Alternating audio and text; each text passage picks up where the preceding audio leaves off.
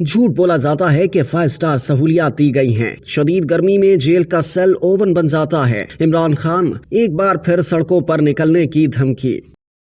साबिक वज़ीर आज़म और बानी पीटीआई इमरान खान ने कहा है कि अदलिया को तबाह करने की कोशिश की गई तो सड़कों पर एहतजाज करेंगे। जानबूझकर अलकादिर यूनिवर्सिटी के एहतियात बंद कराए गए। यूनिवर्सिटी बंद होने का नुकसान मुझे नहीं तलबा को होगा। मोहसिन नकवी ने इलेक्शन और गंदुम फ्रॉड किया। बड़े साहब ने इसे वज़ीर दाखिला और चेयरमैन PCB मुकर्रर कर दिया। फौज सबकी है, पूरी कौम की है। पूरी कौम के लिए अहम है कि ये इदारा मजबूत हो। जो काम दुश्मन नहीं कर सका वो ये खुद करके इदारे को नुकसान पहुंचा रहे हैं। हरियाणा जेल में मीडिया से गैर रस्मी गुफ्तगू करते हुए इमरान खान ने कहा कि पार्लियामेंट में झूठ बोला जाता है कि 5 स्टार सहूलियात दी गई हैं। मेरे पास वही सहूलियात हैं जो सजाए मौत के कैदी को मिलती हैं। शदीद गर्मी में जेल का सेल ओवन बन जाता है, लेकिन मैंने कभी शिकायत नहीं की। उन्होंने कहा कि नवाज शरीफ, शहबाज शरीफ और आसिफ जरदारी को जेल में एयर कंडीशनर कमरे और अटैच बाथ दिए गए थे। मुझे तो नहाने के लिए भी दूसरे कमरे में जाना पड़ता है। इमरान खान ने मजीद कहा कि पुलिस और नैब को हमारे खिलाफ इस्तेमाल किया जा रहा है। अदलिया वाहिद इदारा है जिससे उम्मीद है। अदलिया को तबाह करने की कोशिश की गई तो सड़कों पर एहतजाज करेंगे। नैब ने अलकादिर यूनिवर्सिटी के एहतियात बंद करवा दिए।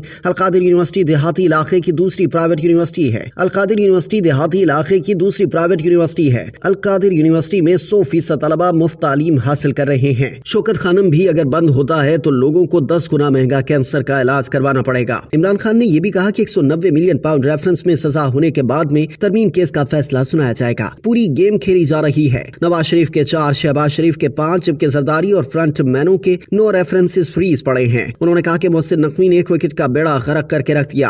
पाकिस्तान क्रिकेट टीम बांग्लादेश से व्हाइट वॉश हो गई। इससे बुरी शिकस्त और क्या होगी। ऐसा कौन सा एटम बम फटा कि 3 साल में हमारी क्रिकेट बांग्लादेश से नीचे और तबाह हो गई। करप्ट लोगों को मुसल्लत करके मुल्क का बेड़ा गर्क किया गया।